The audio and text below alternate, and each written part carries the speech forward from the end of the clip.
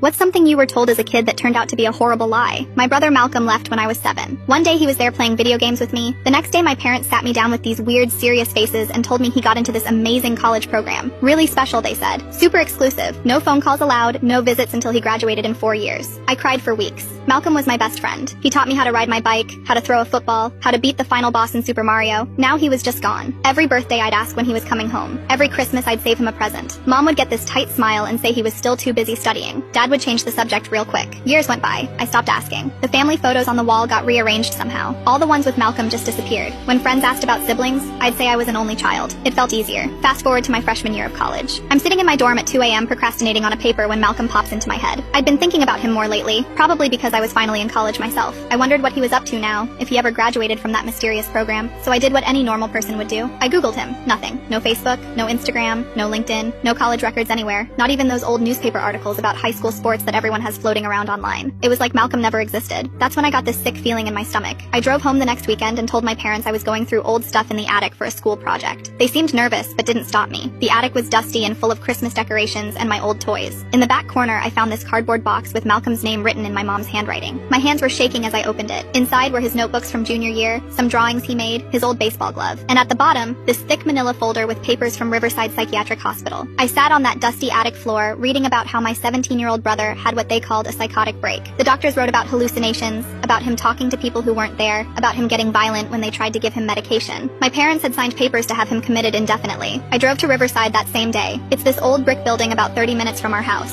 The receptionist looked up Malcolm's name and nodded. Room 247. Still a patient after all these years. Walking down that hallway felt like a movie. The floors were this gross green linoleum that squeaked under my shoes. I could hear random shouting from behind doors. TV shows playing too loud. Room 247 was a common area with a bunch of chairs and a TV.